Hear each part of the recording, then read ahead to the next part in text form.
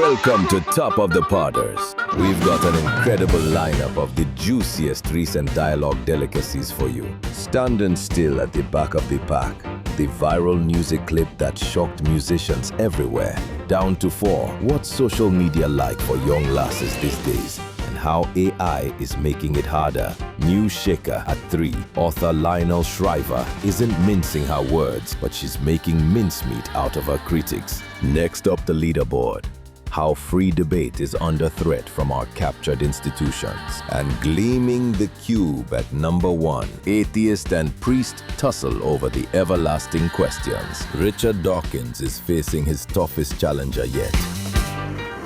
But first, musician extraordinaire Rick Beato is telling our man Lex about the unbelievable talents of his young son. So I turn the car around, I go back to the studio, I go to the piano, I hit the note B flat, and Dylan says, Star Wars. Star Wars starts on a big B flat major chord, but it's the note B flat is the main one that you hear. And then I played the note G and he goes Superman, and that's the first note in the trumpet part of the Superman theme. And then I realized that he had perfect pitch, and then in 5 minutes I taught him the name of the 12 notes, which he already knew, but he just didn't know the names. Oh, so you just associate the names Yeah. to the thing he knows. What do you think is this in his mind? Because it's not just individual notes. He can like hear everything. Yeah. What is that? He doesn't see colors. He just says every note sounds completely different. Wow. Like you said, maybe it's a language thing. Yeah. There really is a he just learned the language. Yeah, the language. It's like perfect it's like native music fluency if you think of it like that. So let's listen to some of this. 2 notes at once. Here we go. C flat. Great. How about this? B flat A. Great. What about this?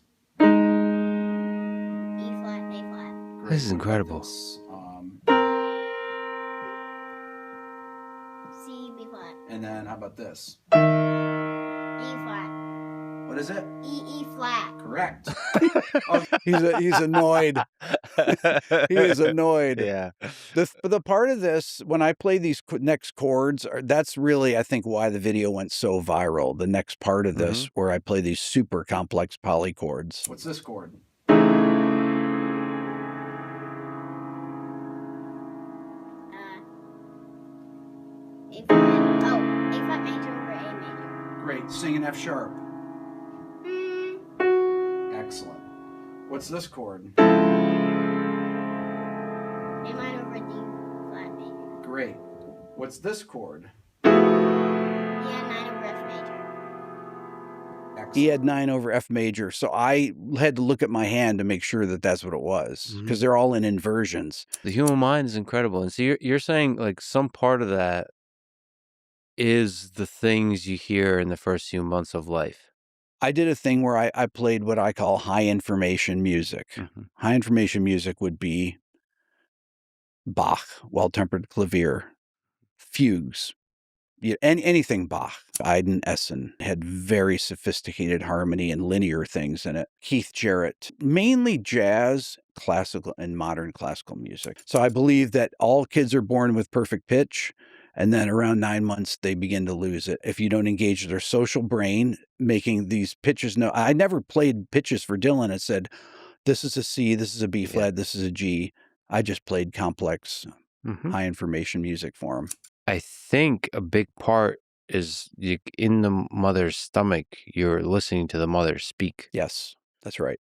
So like that's how on the language side, you're picking up the language already. That's right.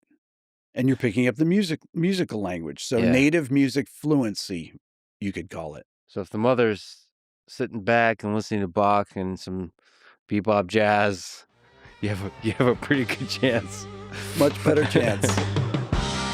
Fill up the bubble bath, prospective dads. We have to keep up with AI music somehow. Next up, Gen Z writer Freya India reveals how social media and AI is playing into the hands of playground persecutors. When has it gone too far? At that time is really when you develop your sense of self and your sense of self-worth.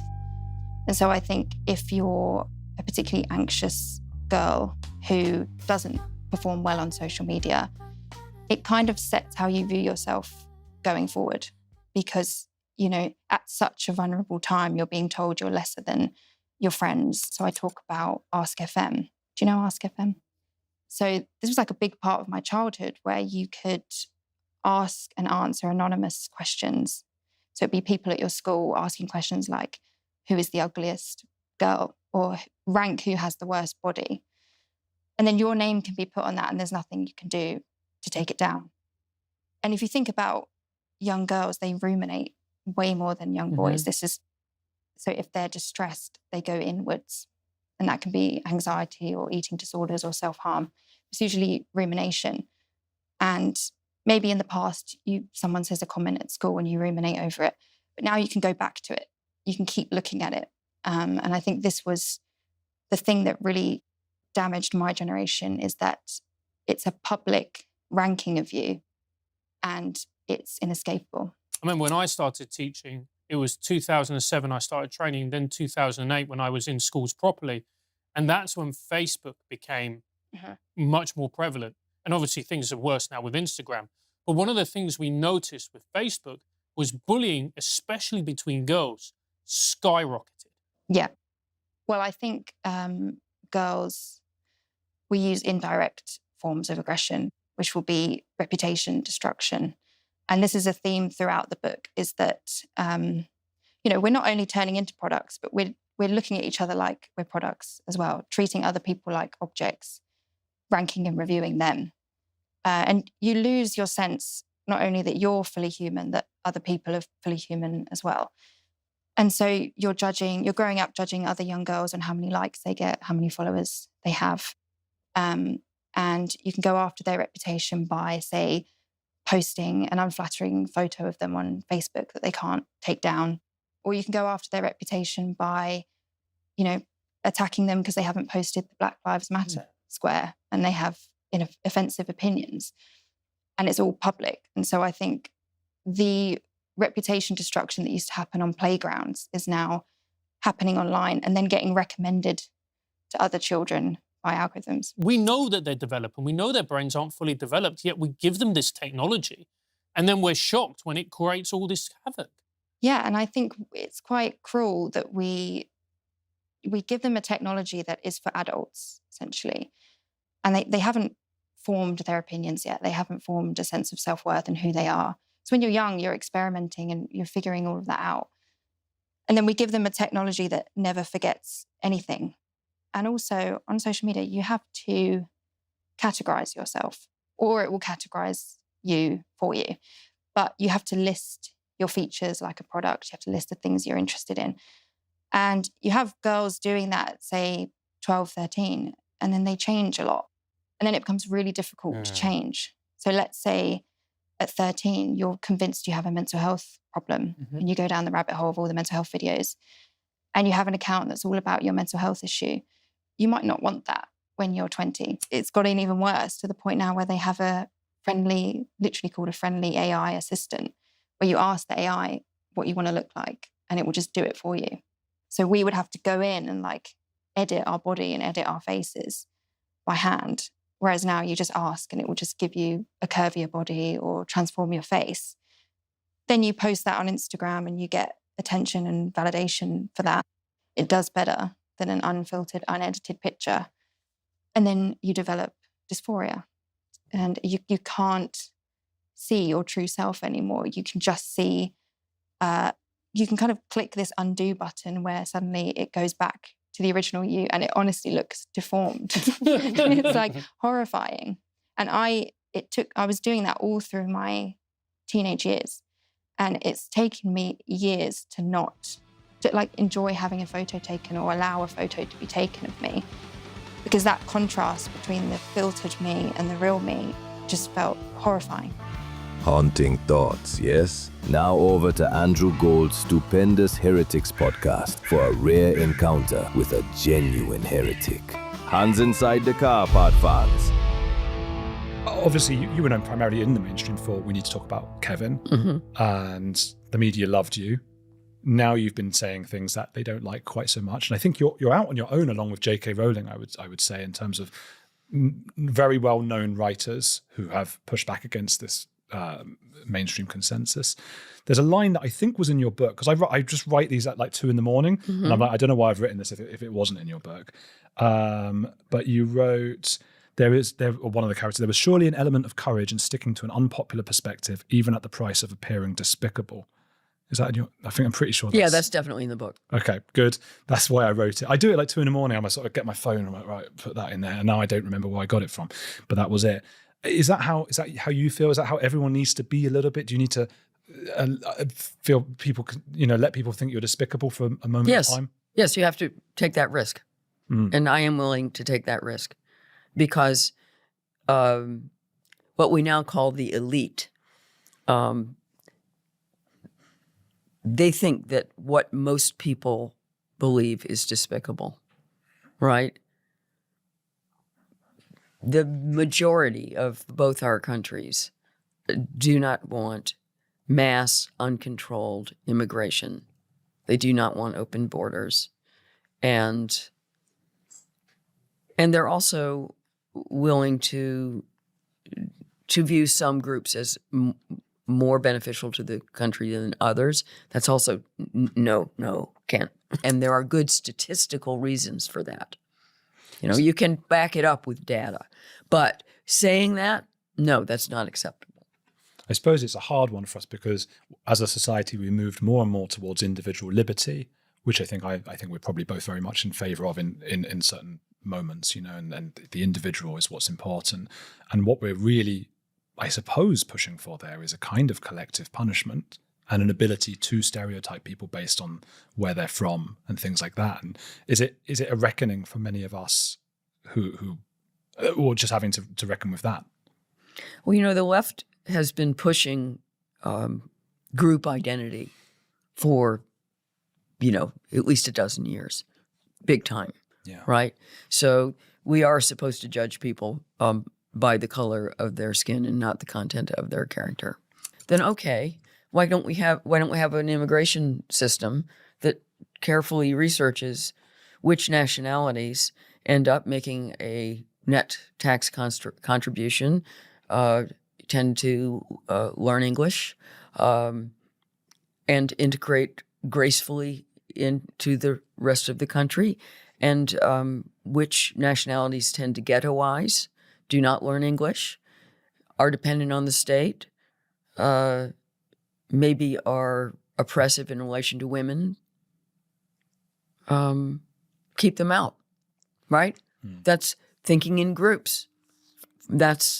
I think that's valid. And then I think that we have to get over everyone is the same, all cultures are the same, all nationalities are the same, right? We should be starting to think in terms of what makes our lives better, the people who already live here. And that includes immigrant communities, many of whom oppose mass, especially illegal immigration themselves, many of whom have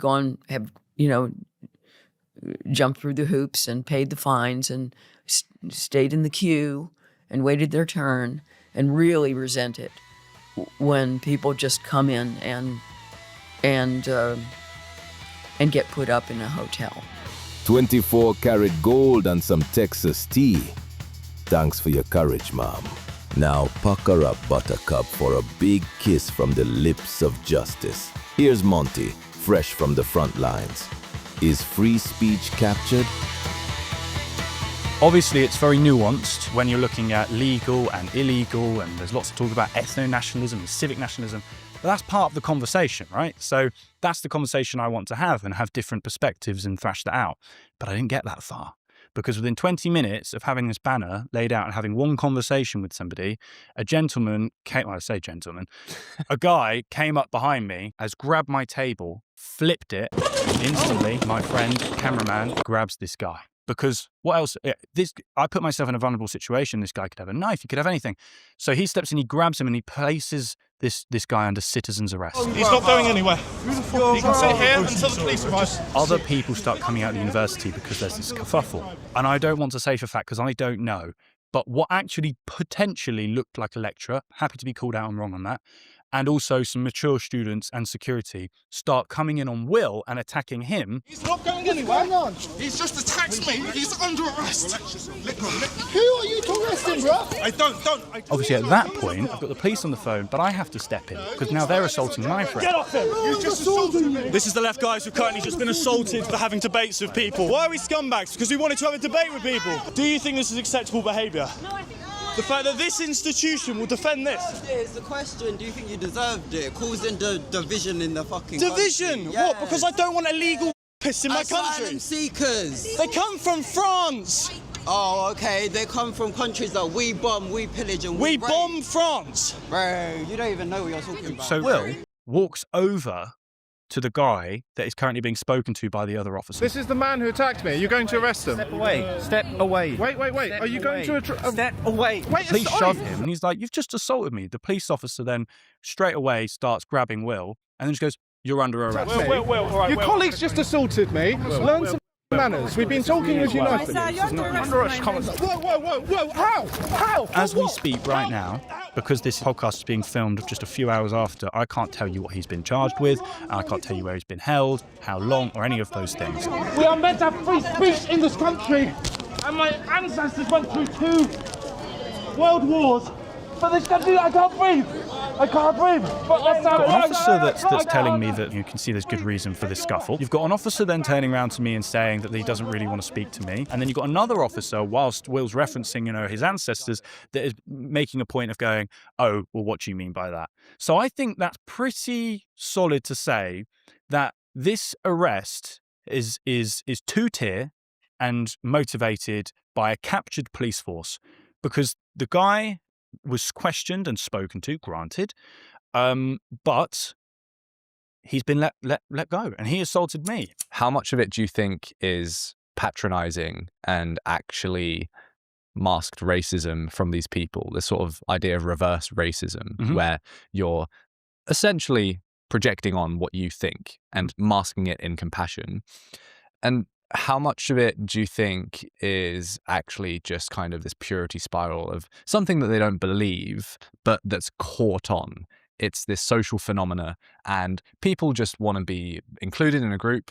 This is the dogma of the day, so they're going to go along with it. But behind other people's backs, they're actually going to whisper in your ear, I agree with you. It's very interesting you said that last point, because once this all wrapped up, and everyone had calmed down, and the hundreds of students that were cheering on the police arresting Will, being carried away, well done, you got him. A few come over to me. So what do you believe?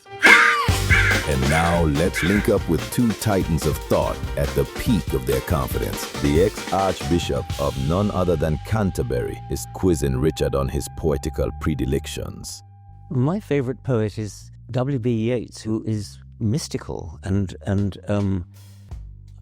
I think what he believed is a lot of nonsense, but yes, I rather agree with that. But nevertheless, the language haunts me, so. But that doesn't make me feel. I'd love to explore that a bit more. What is it that haunts you when you read some sublime piece of poetry? When you listen to J.S. Bach? What is it that's happening as far as you can describe it? Well, if I could evoke that in words, I'd be a poet. I just feel moved to tears, and Shakespeare can do it as well, and I find myself unable to read great poetry aloud because I choke up, but I can't explain what that is. I think Rowan seems to be hinting at the idea that when you have that response, which is so common to so many people, that seems to be difficult to just assign a purely material explanation for, that you're potentially encountering a sign to something deeper, something that ultimately you would have to go to whatever we call it, a transcendent source or something. I mean, that's where we differ. I'm misrepresenting it. That's where we differ. Okay. I think where you go is deeper into the human brain, and that's where I would go. And I don't have any problem with talking about going deeper into the human brain, except, of course, that itself is a metaphor. It's in that yes, consciousness, and that could take us the rest of the day. But yes, consciousness is clearly not something readily reducible to a simple granular stimulus and response. It is not. There are dimensions to it which are deeper, and that's a metaphor. Larger, that's a metaphor. But more than simply what I call the granular interactions. I think it's that I'm feeling for here. There is something mysterious about consciousness, and I think I've never come across an adequate explanation for it, but I think I'm committed to the view that it is something that's manifested by brain physiology. And so, for example, it's not something which survives our death. I'm interested that you use the word manifestation there, because in one sense you could say consciousness is really not a manifestation of stuff, because it's something so totally not about stuff. And it's that not about stuff dimension that I want to hang on to and say, well, wait, that might suggest that this is not just reducible to. Well, it's a dynamic. It's a pattern. Yes, it's what stuff does, not what stuff is. The sense in which our presence to ourselves becomes more immediate, more of a kind of feedback loop, as has been said, more of a process of self-imaging, self-questioning. Yes.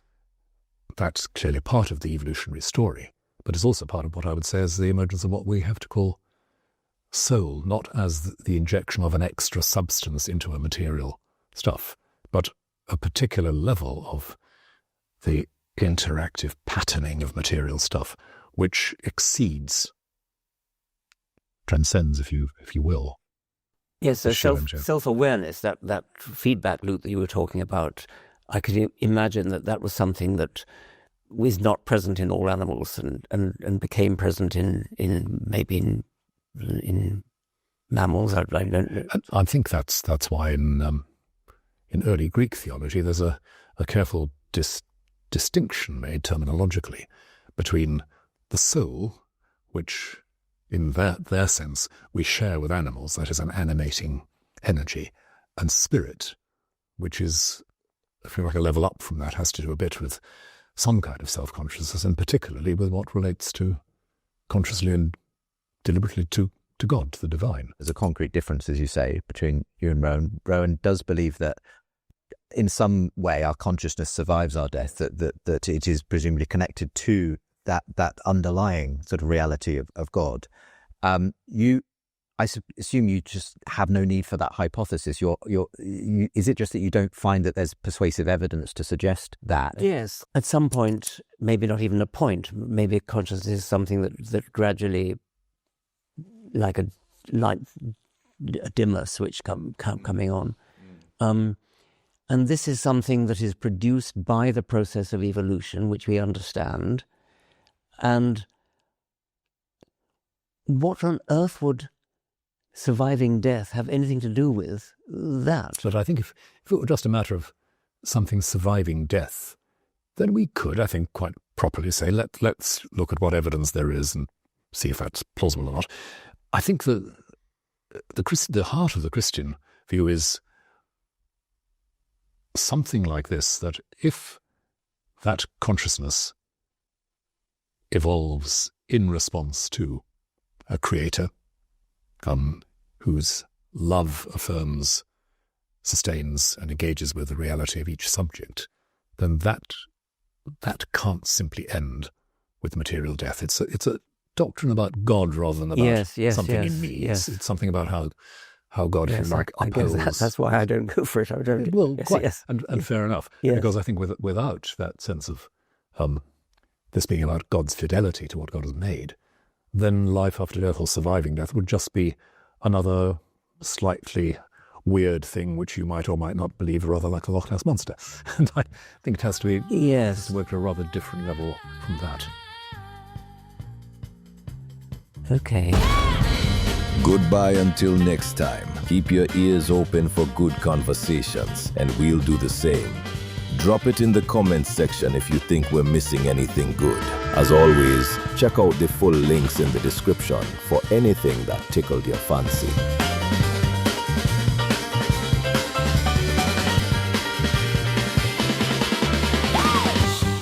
As Groucho Marx almost said, time flies like an arrow.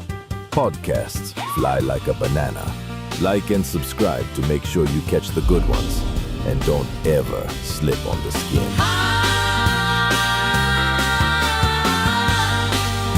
Here is the top of the Potters.